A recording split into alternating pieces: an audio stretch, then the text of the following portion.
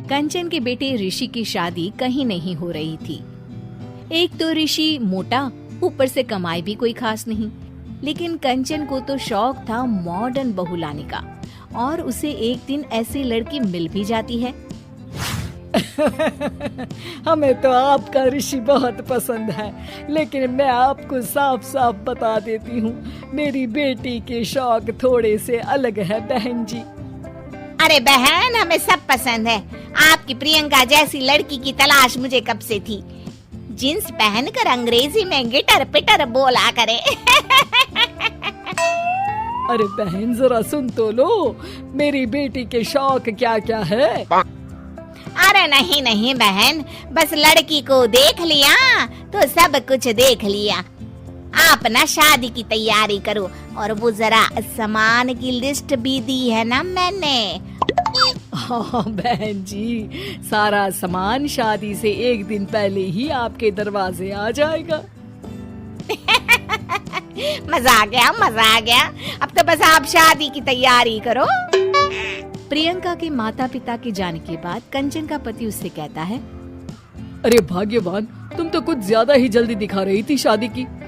अरे बोलने तो देती, लड़की की माँ क्या बोलना चाह रही थी।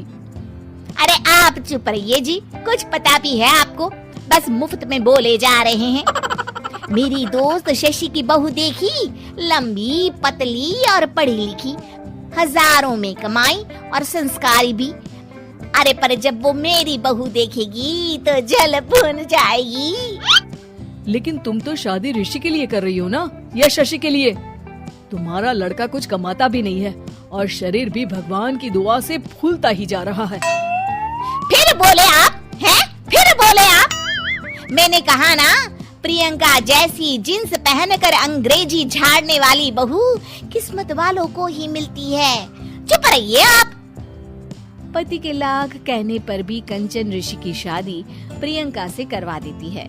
लेकिन प्रियंका जैसे ही घर में आती है, वैसे ही जोर जोर से चिल्लाकर नाचने लगती है। आज मेरे यार की शादी है, आज मेरे यार की शादी है। अरे नाचो मां नाचो। आज मेरे यार की शादी है।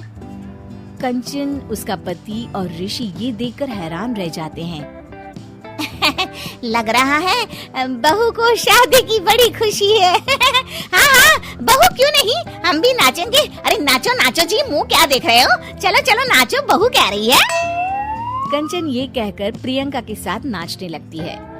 ऋषि और उसके पिता वहाँ से चले जाते हैं। अगले दिन कंचन अपनी सहेलियों को प्रियंका से मिलवाने के लिए घर बुलाती है, जहाँ शशि भी आती है। अरे शशि, कैसी हो? मैं ना तुम्हें प्रियंका से मिलवाती हूँ। अरे सच में बहुत ही एडवांस सोच की लड़की है। कितने मॉडर्न ख्यालात है उसके, पता है तुम्हें? अरे हाँ कंचन, जरूर।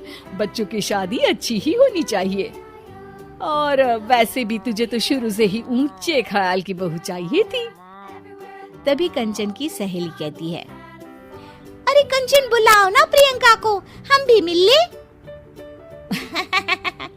अरे बहू प्रियंका, जरा बाहर तो आना।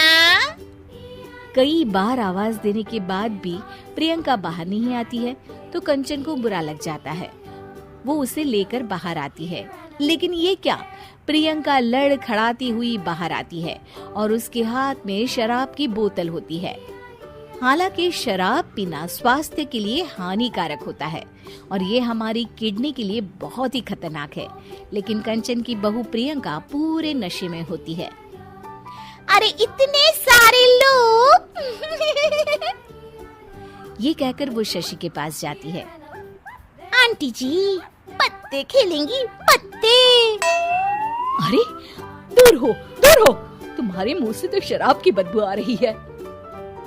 अरे कंचन, माना तुम्हें मॉडर्न बहू चाहिए, लेकिन आधुनिकता का मतलब ये तो नहीं ना।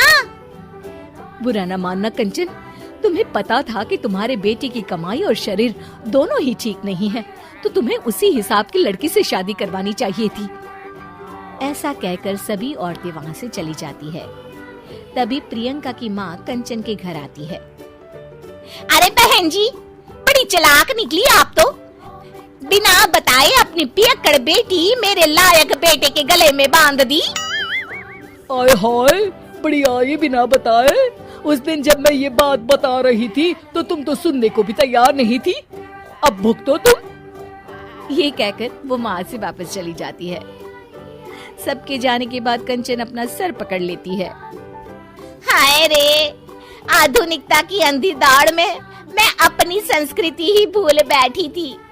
अब तो राम ही बचाए मुझे।